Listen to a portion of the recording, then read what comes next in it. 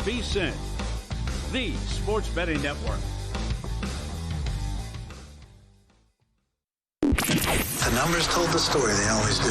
It's one of those idiots who believe in analytics. This is a numbers game with Gil Alexander on VSiN. Good Thursday morning to you. It is a numbers game at VSiN, the sports betting network, VSiN.com, Game Plus, iHeartRadio, YouTube TV, and of course, Sirius XM channel 158. 150 Izzle.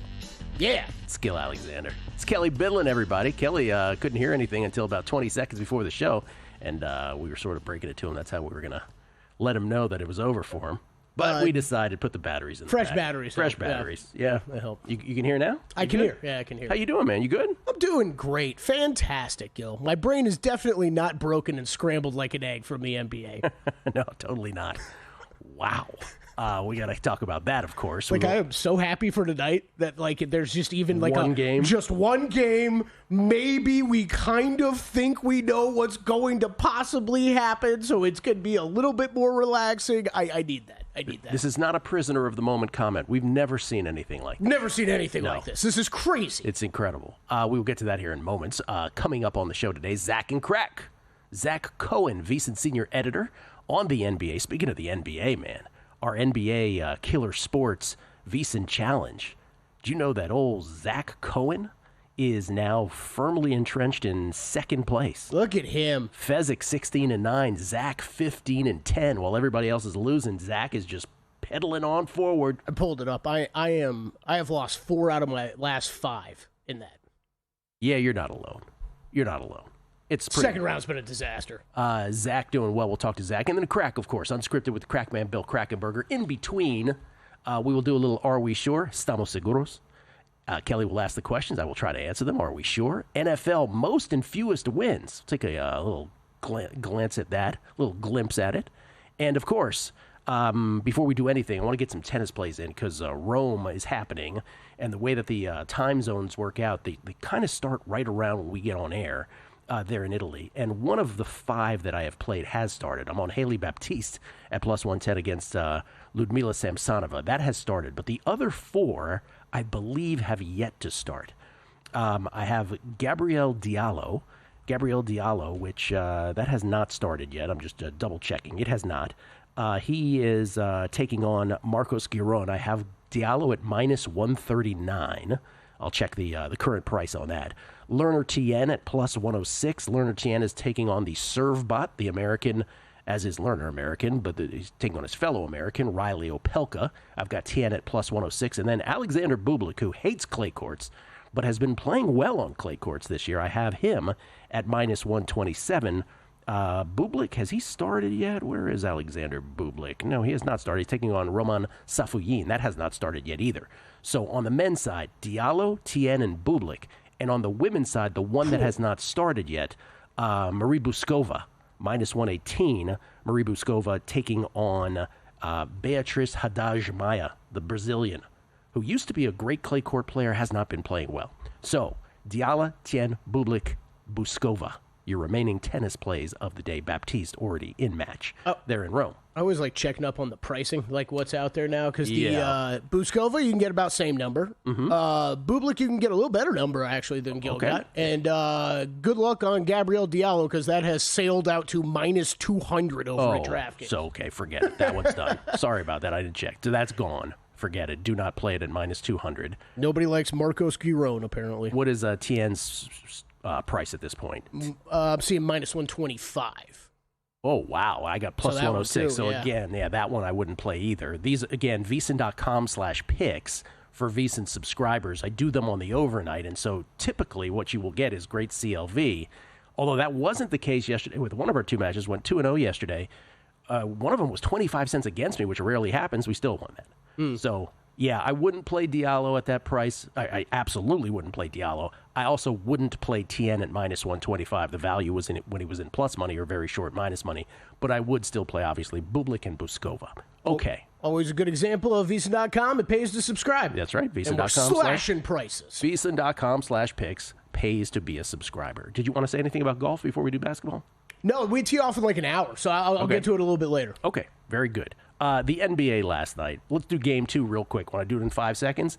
The Oklahoma City Thunder are trying to return the NBA Earth axis back to the regular season, and they did so in dramatic fashion. They took care of Denver last night, quick and early and throughout, to even up that best-of-7 Western Conference semifinal series at 1 game apiece. The Thunder end up winning 149-106. They led by 24 after the first quarter. They led by as many as 35 in the first half.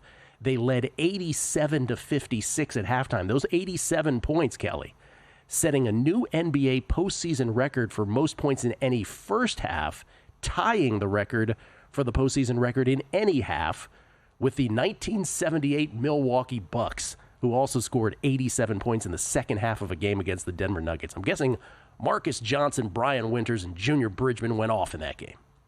I know that's what you were guessing. Obviously, yes. Yeah. Anyway, OKC led by as many as 49.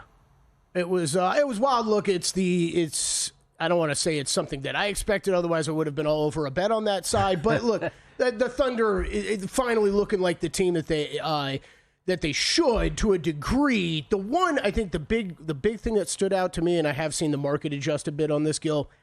I think overs in this series are going to be live. The Denver weakness is their defense, and if the Thunder offense can score, I don't really have that many concerns about Jokic showing back up in Denver and being able to put up some big games. So I think I'll be looking at some overs in the series going forward. Just to break down a little bit more what OKC did. I didn't pull this up till this morning. They only had 75 possessions in that game, which is not a ton.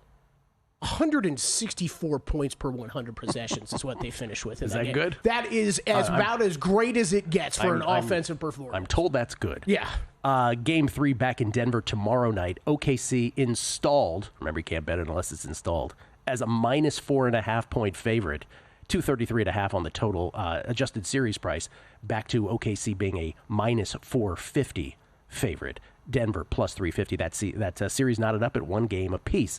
Also tomorrow night, by the way, preceding that, Cleveland down 2-0 to the Pacers is a 2-point favorite in Game 3 with Indiana up 2-0, and we're back in Indiana.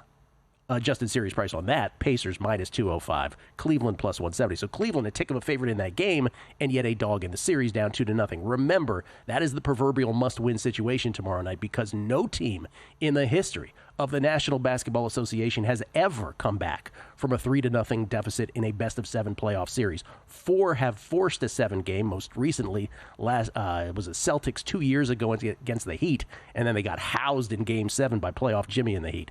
But no one has ever done it. So that is the proverbial must-win situation for the Cavs in Game 3. I'll give you the stat that kind of bridges us then to the last game last night. Teams that win the first 2 games of a best-of-7 series on the road, 30-5 all-time in the NBA playoffs.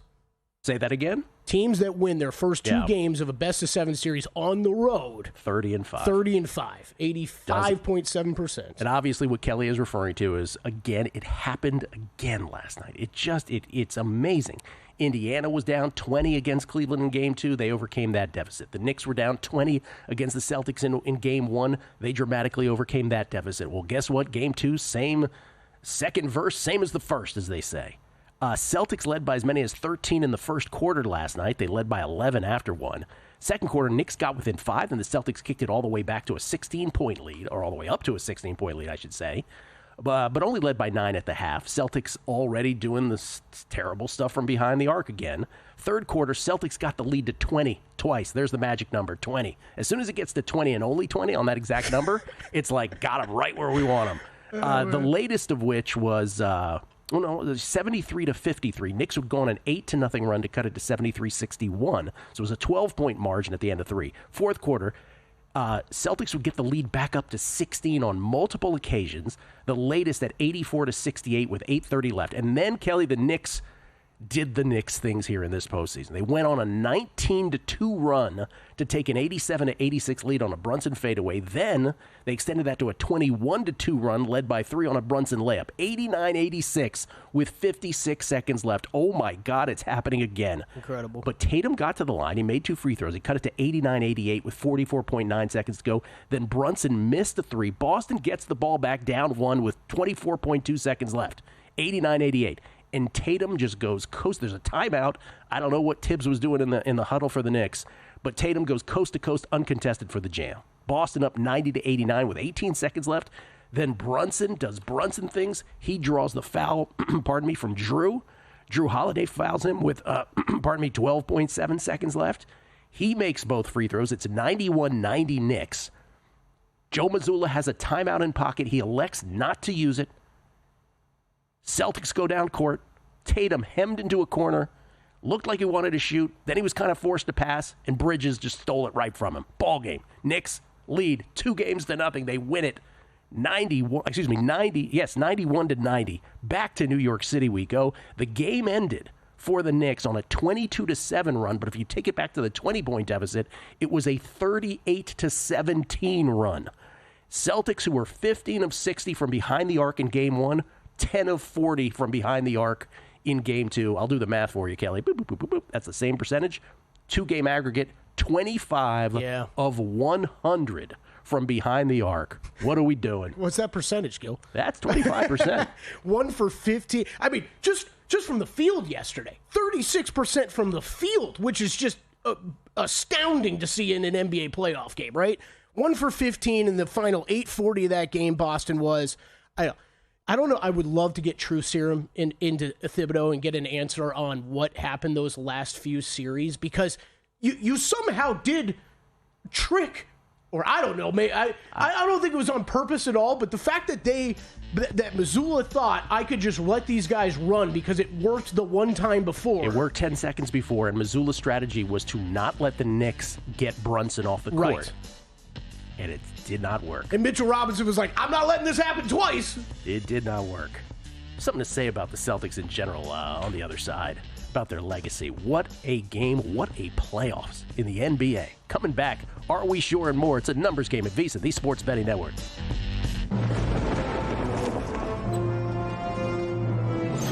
Oh, look! Oh, wow, look at that! Derek, what's the guarantee? Derek? Time to make history. Millions are calling. Look for the Circa Million and Circa Survivor Guarantee on May 22nd, 2025. 2 ways to win.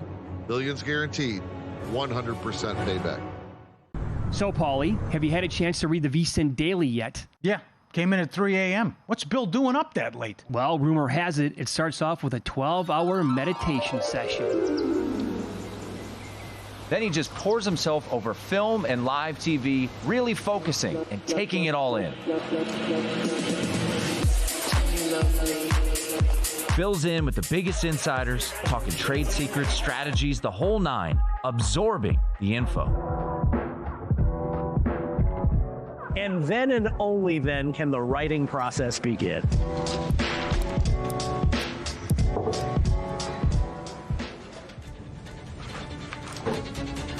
In Las Vegas, Bill's late night becomes your early morning. Wake up to the very latest betting insights in your inbox with the VSiN Daily.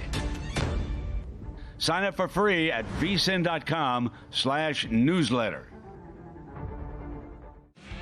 Coming up on the next edition of Follow the Money, Mike Palm will be filling in for Mitch Moss. Sharp Plays is on the show. How he handicaps games, and he'll give out a free subscription to his service. The Meat Man delivers. Steve Wiss on soccer, Premier League, and the playoffs are here in the lower leagues. And Jeff Davis from Circa to talk NHL playoffs. He'll give out a couple plays and props as well. 1 game in the NBA, 2 playoff games in the NHL, and a lot of day games in Major League Baseball. Follow the Money, 4 to 7 Eastern on VSiN, the Sports Betting Network, Sirius XM Channel 158.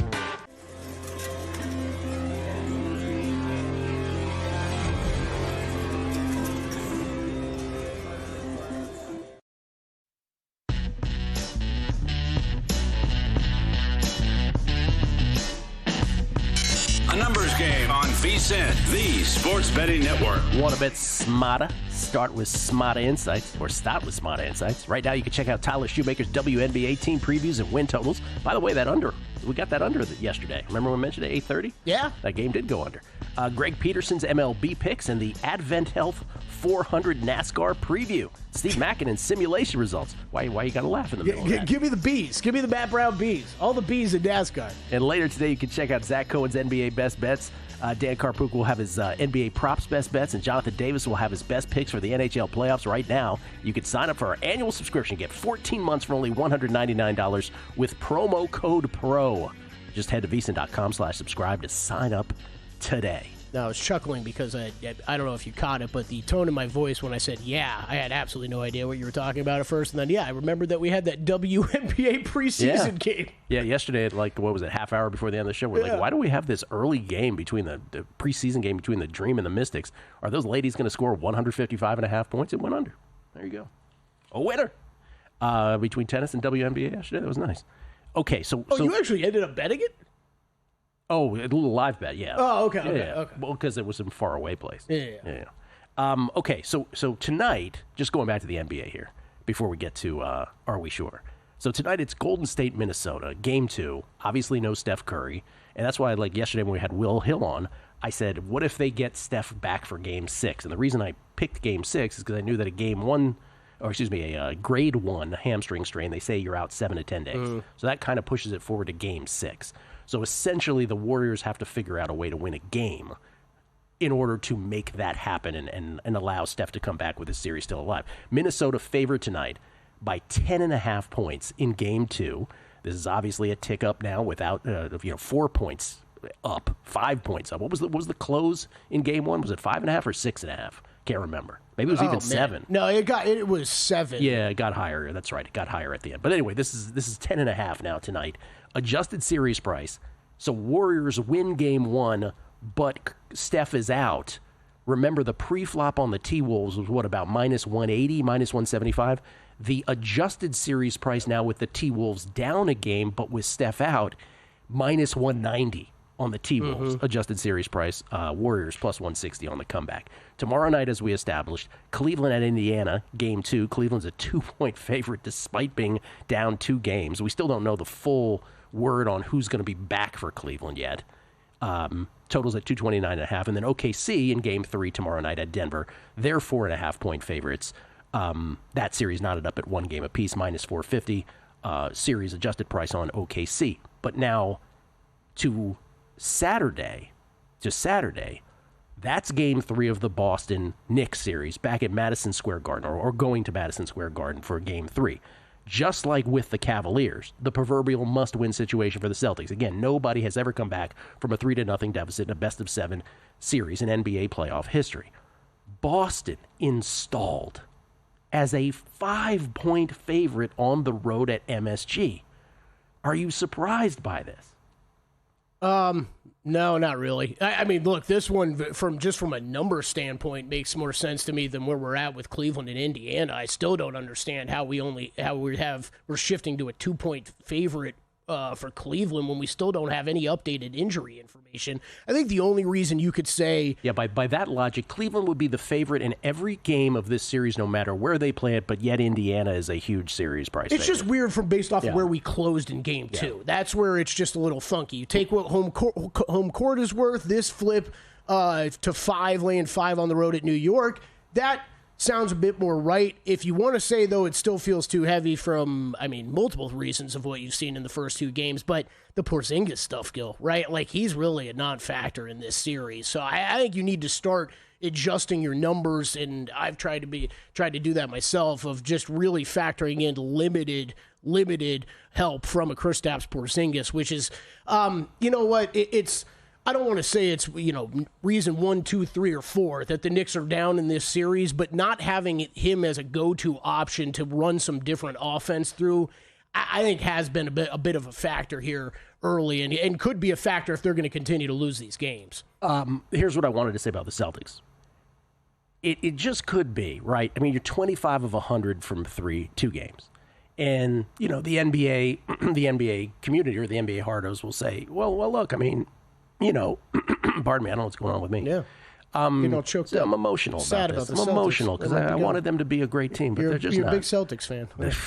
Can't stand them. Cannot stand them. Can't stand their coach. Can't stand the way they play basketball. Missoula does drive me nuts, Missoula man. drives me crazy. But here's my overall point about the Celtics. They won the championship last year, but remember their path. They beat the 8 seed Heat 4-1. They beat the 4 seed Cavs 4-1.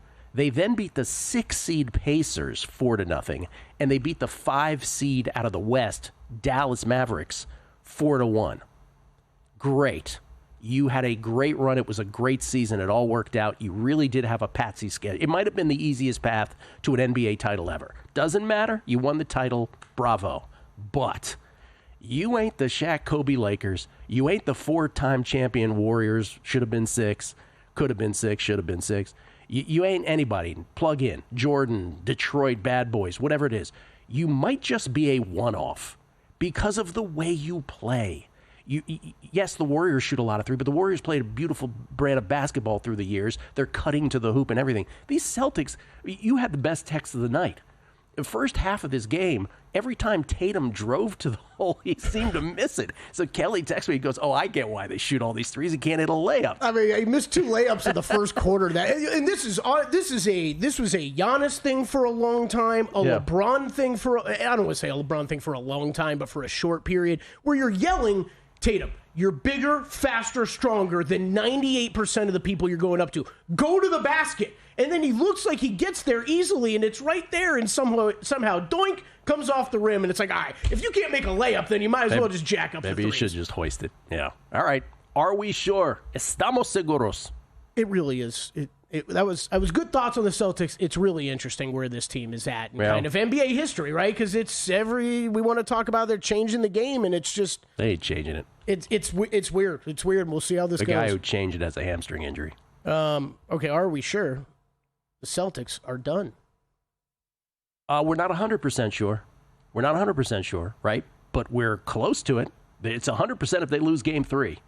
But look, if the Knicks win 1 of 2, then it becomes that 3-1 thing, but the Celtics still have home court in 5 and 7, right? So it's that, yes, they have a 3-1 lead, but it's not quite the 3-1 lead of a team that has the home court in 5 and 7. So no, we're not 100% sure. I'm not going to bury them.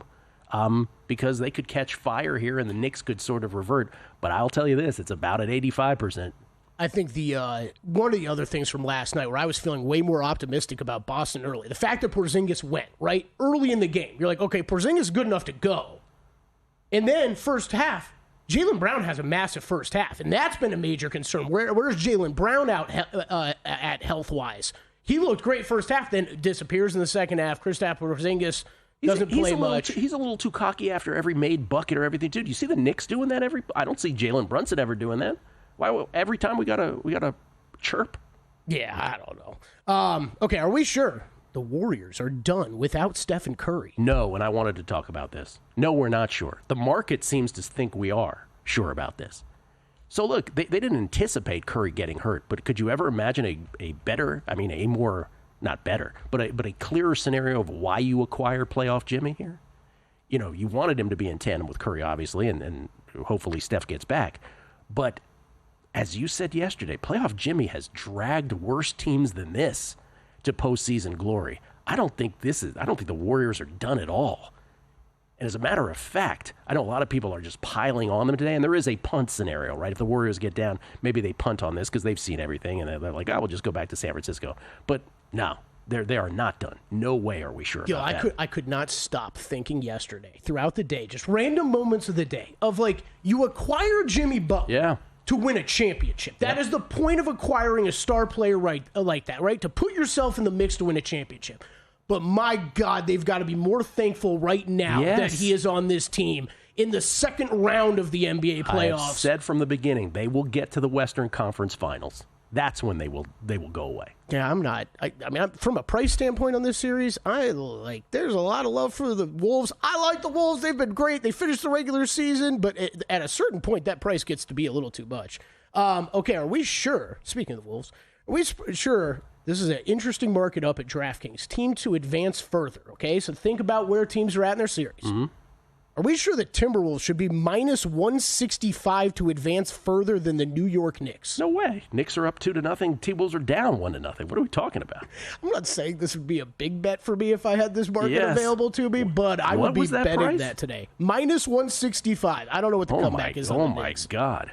But you're getting plus, 130? Something like that on the Knicks. Well, I hope so. You know how these books operate. Maybe there is no options. No, there is another option. I saw it. Oh, okay. But you're right on the pricing. Who knows? All right, more Are We Sure on the other side? Yeah, sure. And the first half of the Zack and Crack comedy duo, Zack Cohen killing it in the VSiN Killer Sports NBA Playoff Challenge in second place, right behind the very confident Steve Fezzik. Zack is much more low-key. He's much more humble. We'll talk to Zack about the NBA and whatever he has in tennis left today. It's a numbers game at VSiN, the Sports Betting Network. And they're off.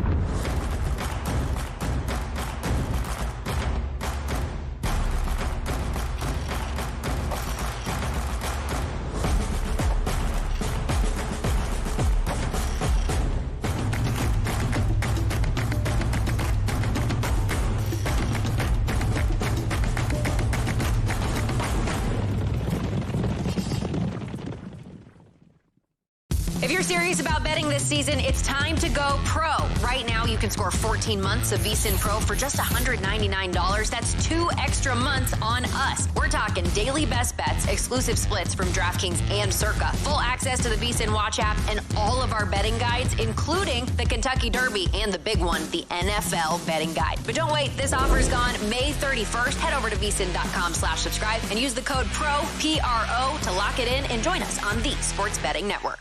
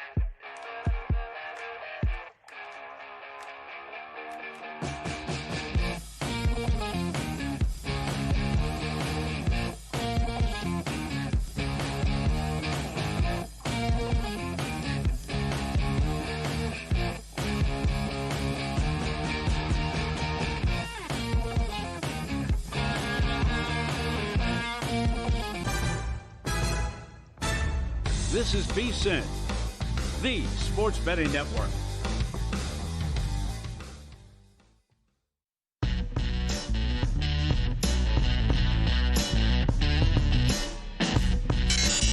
postgame on VSiN, the sports betting network. Ready to get in on the action? First Bet has you covered. Sign up now to access exclusive promotions and bet on hundreds of thrilling horse races every day, right from your phone or computer. Visit firstbet.com. That's the number one stbet.com. And use promo code VSiN200 to score a 20% rebate on all your wagers for the first 60 days, up to $200. Don't miss out. Start betting today at firstbet.com. There you go, Haley Baptiste. She was down a break when I mentioned that we had started that match. She comes back and she wins the first set over Ludmila Samsonova. We'll get Zach's tennis plays here momentarily. I would read your tweets, y'all, as I always do, because you guys are the best. But, Kelly, our Twitter feed is overrun by one thing. Can you imagine what it is? I know what, because I saw these all yesterday. Apparently, at Costco, they are selling a giant Plinko game. And for those who have listened to this show for a long time, you know that I refer to ATS betting often as Plinko, the Price is Right game where you start at the top with a metal disc and it bounces off all these rungs and it picks up speed and then it just bounces and falls into a slot randomly. And that's kind of, whenever a game, whether it's basketball or whatever, finishes that way, I always refer to it as Plinko. And so everybody's saying, I don't know how much this costs, but someone was asking, can they put it right in between us during the show? Is it okay? That's a good tweet because Yeah. I was just thinking of something like that. They got like, was it Man vs. Machine? They do that on the Hoop Collective podcast, I believe. I might be misquoting podcast. We might do Gil versus the Plinko machine next year, next football season. I'm gonna buy a Plinko game. We'll do Gil versus Plinko. There you go. Let's see. With the other tweets, Chris Lee Miller. I've been watching playoff basketball recently after a long hiatus. How can you watch this with these over-dramatized fouls? I feel like I'm watching soccer. It's just too much. Maybe I'm just old school 80s Pistons era. Well, it's not that era. That's for sure. I also feel like there's been way worse years than this. Oh, yeah. From that standpoint? I feel so as well, yeah. If you want to be the guy that's like, what's with all these three-pointers? Like, I get that, but like... like Regis style, apparently. Yeah. I have to say Regis Philbin. What's with all the three-pointers? The soccer, man. I was going nuts about that one the other day because you had the replays become so much more of a thing in soccer, right? And that the guy for Inter Milan gets fouled inside the penalty box and just stays on the ground yelling like he's injured for like 4 minutes, Gil, until the referee finally blows the whistle to address it. And then when they bring the trainers out, springs right up. It's like, oh, now we have time to review it. So let's go back 4 minutes later in the game and review that play. You're like, wait, what? Soccer. I always tell my European friends, I'm like, this is what, the main thing why it offends the American sensibility is the flopping, the fake injuries. Main thing that offends me is why we can't handle a stopwatch. Like, all right, stoppage. Stop the time. Start the time. It's the worst. There should be a 30 for 30 on stoppage time. So I'm gonna get blasted on Twitter now. B Mart, if we're 85% sure that the Celtics are cooked and the Knicks are minus 110 in the series, then isn't that an auto max bet? Yes, it is. Yes, it is, for me. And Kevin Ryan, Gil, are we sure that Fezzik is dyeing his hair? Yes, we are. The same man who is wed to a lady who hates it when I have a plunging collar. She enjoys that, though. So who are we to judge? Ladies and gentlemen. I got no comment. Did this come up on the show yet? Yeah, it did, because I couldn't leave the elephant in the room. I'm like, we're going to talk about this? When I was out? When you were out. Okay. Yeah, when you were out. Zack Cohen, no dyeing his hair. Ladies and gentlemen, he's second place behind the aforementioned Steve Fezzik in the NBA Killer Sports VSiN Challenge. He joins us now courtesy of the Progressive Guest Line, VSiN senior editor, part of the glue that holds this whole operation together. How you doing, Zach? I'm doing well. How about you guys? Doing very well. Tennis plays before we get to the NBA. What do you have left today?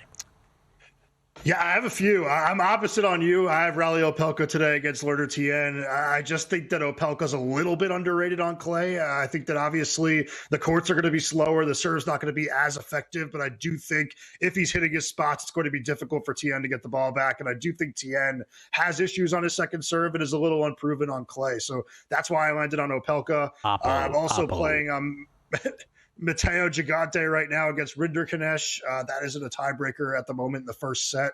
Very stressful. Marie Buskova money line against Beatriz Haddad-Maia, which is a fade on. We are simpatico on that one. Again? Yeah. Oh, good. Yep. Yeah, that's a fade on Haddad-Maia, who's just been a completely different player since the start of 2025. I wrote it at VSiN.com. Like, if this match were being played last year, I would have slammed the plus money with Haddad-Maia, but it's a different year. And then I also took Marcos Giron plus 120 against Gabriel Diallo, another one where I think. Oh, no. Yeah, I think the Diallo serve is just not going to be as good of a match for Rome as it was Madrid. That one moved on you 40 cents or something, my friend. Yeah. Yeah, we'll see. It's a bad movement. We'll see. By the way, I don't want this to slide. One of Zach's picks was on a guy named Matteo Gigante, which translates to Matt Giant. That's pretty awesome. Yeah. That is pretty Matthew awesome. Giant. That's who he's on today. Can I start with an Are We Sure Yes, question? Are We Sure? I'm going to start with Zach. Since you guys are head-to-head on a couple tennis bets, let's see if I can just stir the pot a little bit more. Hey, Zach, are we sure Iga Swiatek should be the favorite to win the French Open? That's a good one. I think yes. I think that there's a lot to pick at this year with Iga. She's been really bad for her standards, but you look at her numbers, her win-loss record. Like pretty much every player in the world would take that record this year, and that's still with her playing as poorly as she is. And now we're in the portion of the season where her ability along the baseline is a huge advantage over others. These are slower clay court tournaments. Like when she lost in Madrid, that's a faster tournament. That's more or less a hard court tournament because of how fast it plays. So that's not really her strength. I think we're going to see her win this week in Rome. I did take that as well at plus 225. And I think that she should be the favorite to win the French Open. At plus money odds, you should take it. I have absolutely nothing to add. Zach is correct on every word that he just said. Everything he just said. Oh. She absolutely should be the favorite. That was weak. Give me a break. I was hoping for something more exciting Give than me a that. But break. If she plays Ostapenko, I'll change my mind. That's right. That's right. If Ostapenko's in her draw, then different story altogether. That's a kryptonite. Okay, to the National Basketball Association. You were just saying off air. Yes, there's only one game tonight. You wish it weren't this one, though. Yeah, it's a really hard game to read. Like, I think that I have leans on the under and I have leans on the Timberwolves, but I don't know that the Warriors are going to play that poorly. If they surround Butler with some floor spacing, Pajemski and Hield shoot the ball well. Like, I don't really think it's going to be that low scoring of a game. So I ended up not playing the under, and I don't know. I just don't have anything that I absolutely love tonight. The only thing I'm going to end up playing is Rudy Gobert over 1.5 blocks at plus 130 because I do think that Butler having the ball in his hands means we might see the Warriors drive to the basket a little bit more, and that'll just test Rudy a little bit. And Gobert did have 3 blocks in game 1. He did that in 26 minutes or so on the court. So if he plays 30 or more, I think he's going to have his opportunities to block some shots. You agree with me? The Warriors are not dead, right? They need to win one of these next 3, but they're not dead. I think that it's possible if they do it, especially as they get back home. But I think the Timberwolves do win tonight, and I would give the Timberwolves a really good shot of winning the 2 games in Golden State. But I think if the Warriors win one of these next 3, they're still very much alive. Yeah, they're going to do that. Oh, do we have a Draymond ejection prop anywhere? I forgot we're back. Steph's out, so like Draymond's due for an ejection. I forgot that's how that. No, I think Draymond. That, yeah. I think Draymond has actually the way he was actually in the last game. Was it? He kind of. I feel like he gets it. I feel like he gets it all of a sudden with Steph out, where he's like, okay, let me not. I mean that. But then the first 4 minutes he did something. But after that, he's also pushing. Yeah. He's pushing the text, right? Right, Zach. If he gets 1 more or 2 more, he misses a game. Yep, and I do think that he has done a good job of kind of restraining himself, but at the same time, like Kelly's right, like he tends to get himself ejected in these games where he feels they don't have a chance to win. So if it's going to happen at some point, it's going to be a game where they're down 10 to 15 points, and he's going to do something to push the line. Oh, in that scenario, I see what you're saying. Okay, all right, tomorrow night, Cleveland favored by 2 at Indiana. Once again, must-win situation for the Cavs. We don't know who's playing yet for them. That's the thing. And then OKC, a 4.5-point favorite at Denver. That series knotted up at 1 apiece.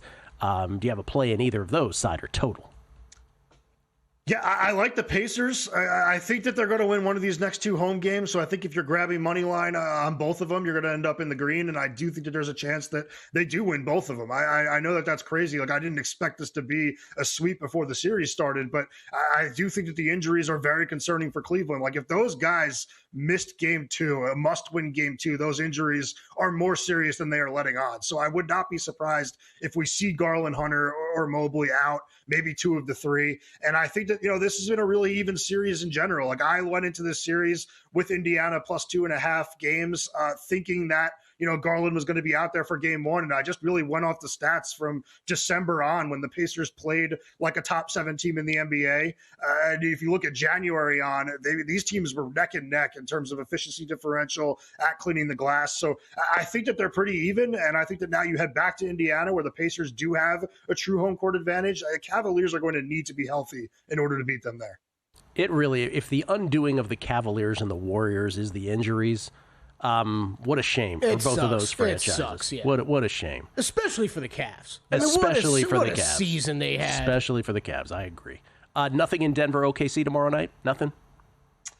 Not yet. I have a lean on OKC. Like, I really think that what we saw in game 2 and what we saw for the most part in game 1 is what's going to happen the rest of the series. But okay. I'm not sure if I want to play it at 4.5. I'm going to decide tomorrow morning. As we go out Saturday, Boston 5-point favorites against the Knicks. What say you? I have Boston -5 in that game. I think that the Celtics are due for a game where they shoot, at least 30% from 3, and they win the game pretty comfortably. Do. What a flimsy word. D-U-E. We'll see about that. Thank you, Zach. Appreciate it, man, and congratulations on the success in the challenge. Thanks, guys. Coming back, more Are We Sure? More baseball next.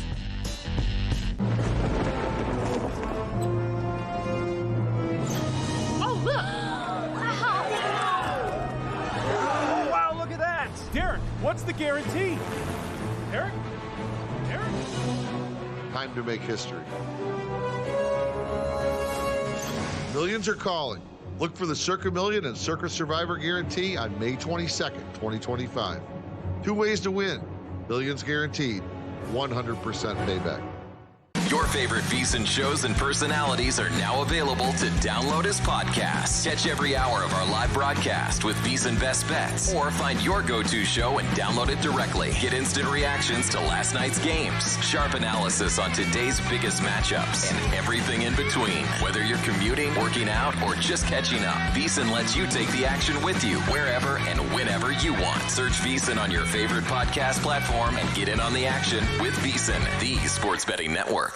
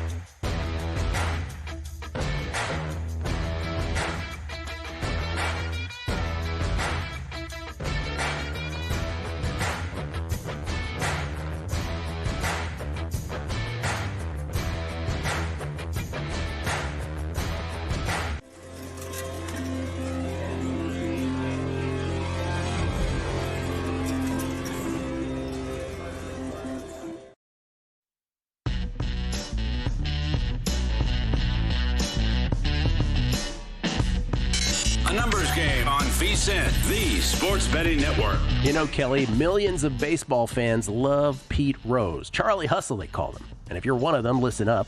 Pete passed away last September. The last person to interview Pete in studio, which I believe he was on with Dave and Jensen by the books last week.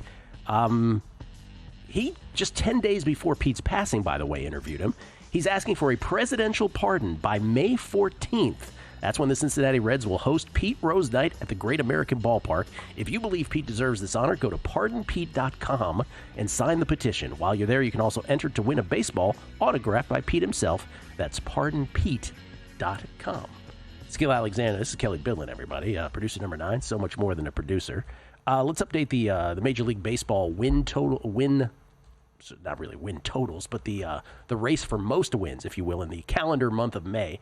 Last night, Kelly, the Padres lose to the Yankees 4-3 in a game they led 1-0. Then they led 3-0. Couldn't hold on.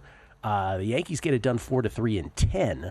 And so the current standings. But now here's the thing. Here's the good news. The good news is that when I projected the Padres to win this month in terms of most wins, I accounted for a 1-2 against the Yankees. Why did I account for a 1-2 against the Yankees? Have you ever watched a game in the Bronx? I am sorry. The umpiring in these games are so one-sided, it is insanity. Someone has to do something about this. Balls that are completely, that end up in that box, strikes for the Yankees always, balls sometimes for the Padres, and the opposite is true. Pitches that are out of the strike zone. Padres never got those calls. Yankees got them all the time over the last 3 games. I'm so glad to be out of the Bronx. Royals are your current leader, 6-1. 6-1. Pardon me, 6-1. They beat the White Sox last night by a run. So Royals are 6-1. Giants. I do that all the time, by the way. What? They're 6-1. I mean, they're 6-1. Giants, Guardians, and Cardinals all 5-2, and then the 4-win teams: Tigers, followed by the Dodgers, Phillies, Mariners, Twins, and our Padres at 4-2. But again, here's what the Padres have in front of them. So Padres now, this is the part of the schedule where they should go ballistic. And again, Jackson Merrill, how good is that kid? They got 3 at Colorado now.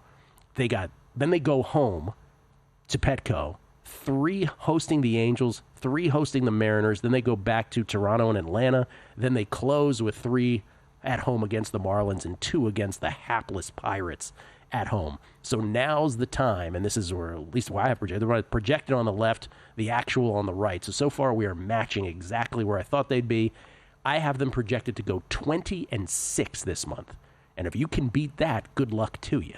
But 20-6 is what we're going for. Padres idle today. How's Seattle looking so far this year? Seattle's good. Okay. Good team. Yeah. Although, they needed some drama a couple times to beat the A's. The A's are pesky, too, but Seattle won that series in sort of dramatic fashion. So Seattle's getting it done. They're grinding. Most surprising teams to you so far this season? To the good, to the bad? Well, to the bad, I think it's the Orioles. I mean, they're just so...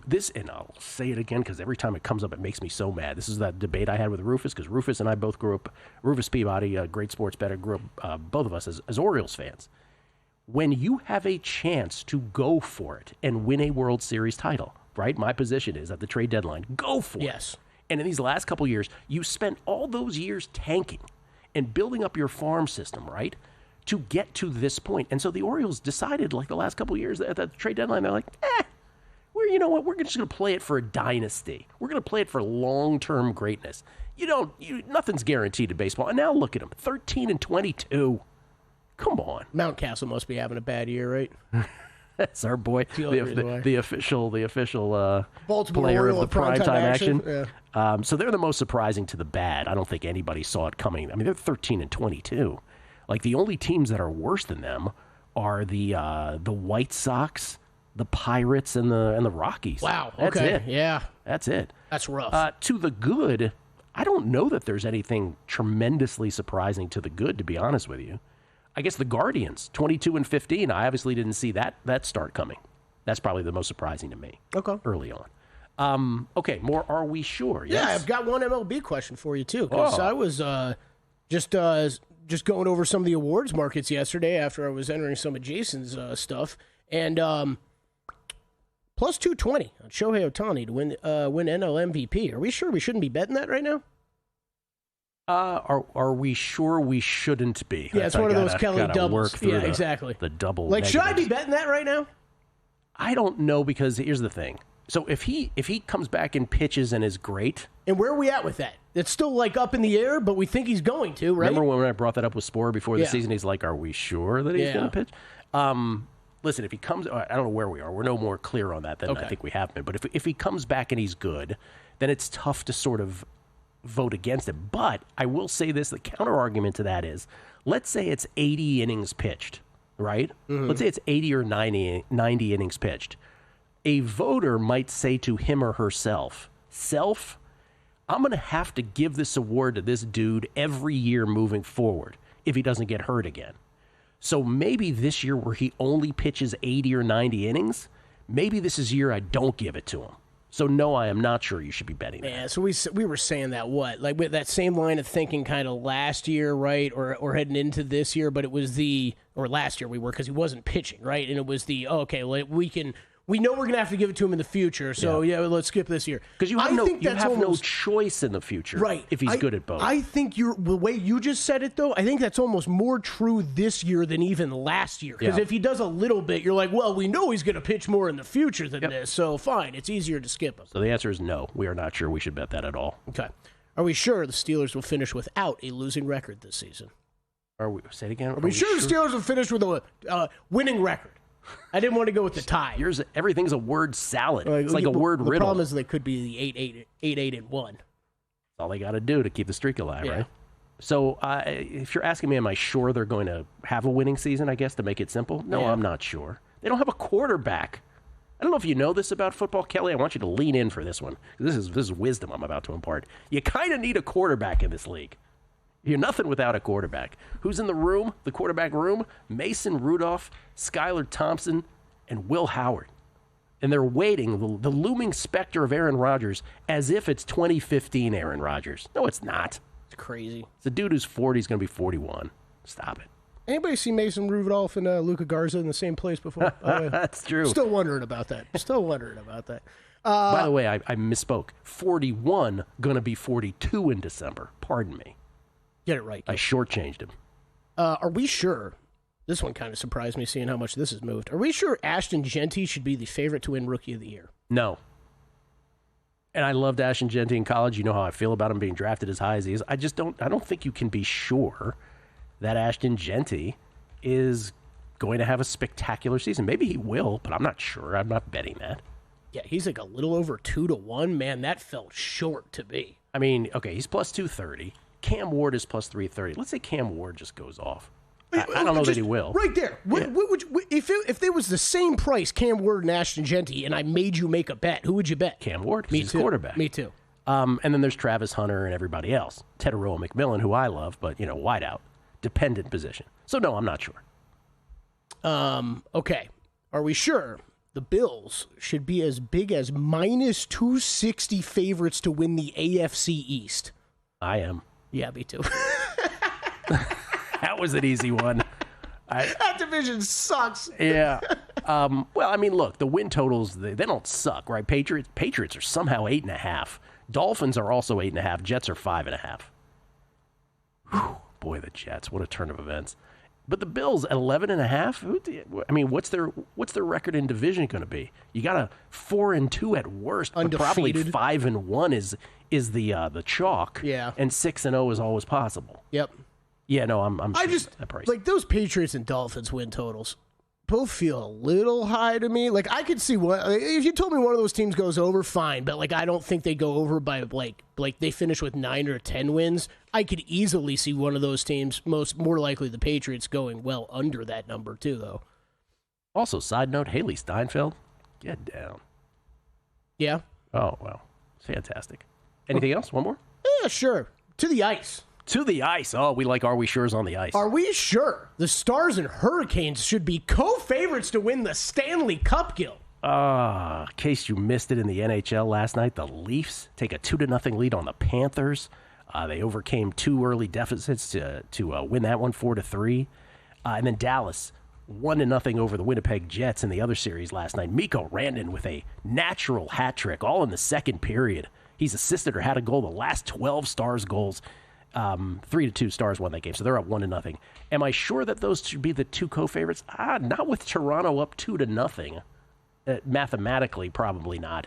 But yes, in reality, are those the two best teams? Dallas, yes, I will say. Because Edmonton and Golden Knights are coin flippy, right?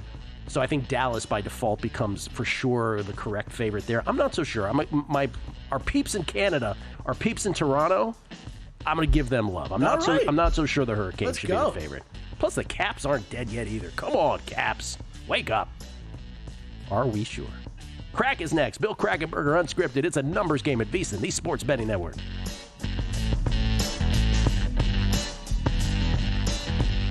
And we're out.